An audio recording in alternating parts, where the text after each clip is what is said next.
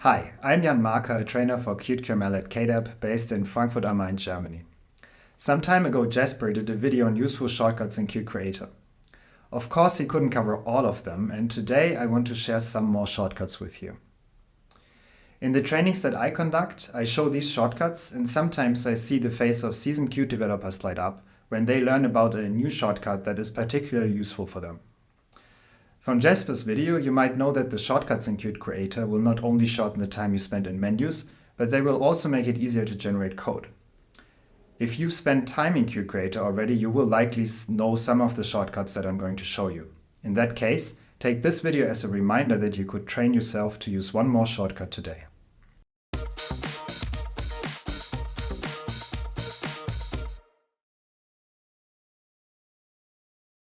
We look at shortcuts using the code that you see on screen. You will notice that there are two files of code. On the left side you have the QML code, on the right side you have the header file.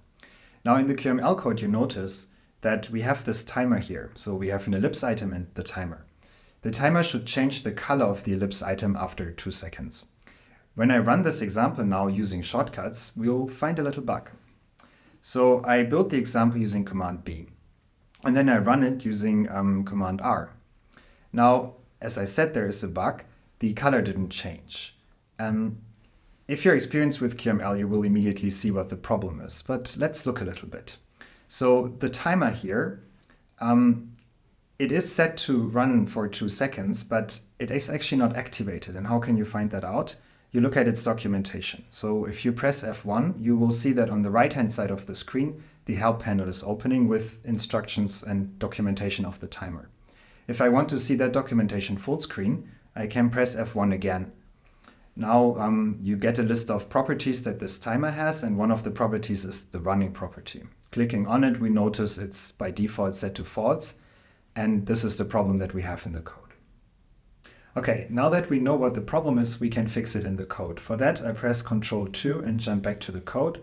I add the line and set running to true. And now I can run the application. I don't need to build it because when I run it, it will automatically be built. And now you see that after 2 seconds, the color has changed to red. Okay, let's look at another way to use shortcuts. We want to edit the anchors property so that it changes to the other method of defining group properties.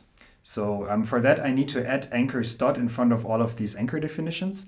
And I can just press the Alt or the Option key and drag down with my mouse cursor. Now if I edit this and add anchors dot, it will edit on all lines, so classical multi-line editing. As the last step, I remove the leftover anchor syntax and change the indentation, and here we go. Also, a typical thing with anchors is that you want to change the order in which they are written. So if I now press Command Shift, I can move up this line, for example. So now I have margins on top. If I press instead of Shift, if I press Alt or Option, so I press Command Option and use the arrow keys, I can copy a line up or down. Let's switch over to the C++ side.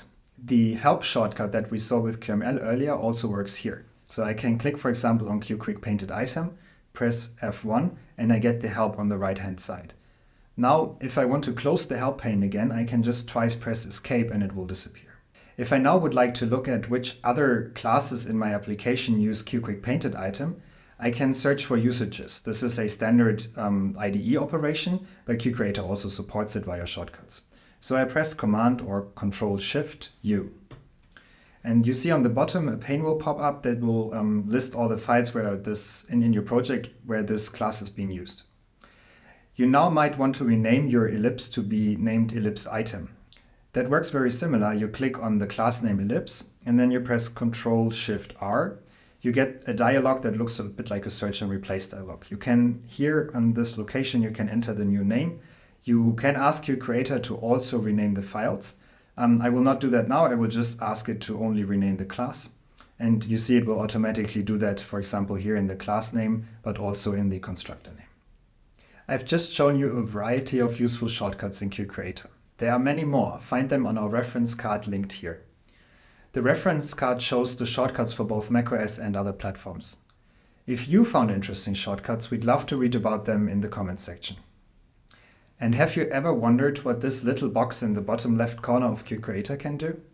Then stay tuned for my next video. If you found this video helpful, don't hesitate to share it with your colleagues. See you next time. Tschüss!